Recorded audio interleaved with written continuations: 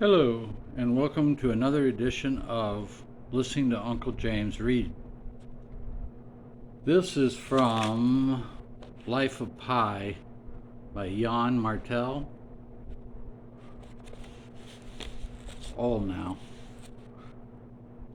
Compared to the raft, the light boat now seemed a haven of comfort and security. I gingerly turned over. I sat up. Stability was good so far. My footrest worked well enough, but it was all too small. There was just enough space to sit on and no more. This toy raft, mini raft, micro raft might do for a pond, but not for the Pacific Ocean.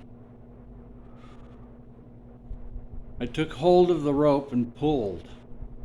The closer I got to the lifeboat, the slower I pulled. When I was next to the lifeboat, I heard Richard Parker. He was still eating. I hesitated for long minutes. I stayed on the raft. I didn't see what else I could do.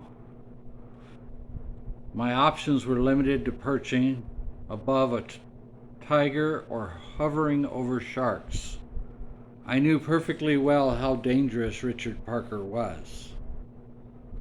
Sharks, on the other hand, had not yet proved to be dangerous.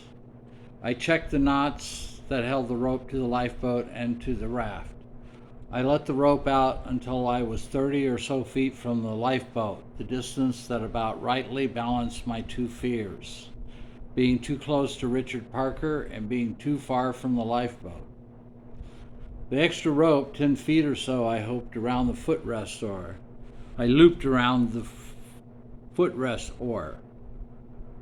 I could easily let out the slack if the need arose. The day was ending. It started to rain. It had been overcast and warm all day. Now the temperature dropped and the downpour was steady and cold. All around me, heavy drops of fresh water plopped loudly and wastefully into the sea, dimpling its surface. I pulled on the rope again. When I was at the bow, I turned onto my knees and took hold of the stem. I pulled myself up and carefully peeped over the gunwale. He wasn't in sight.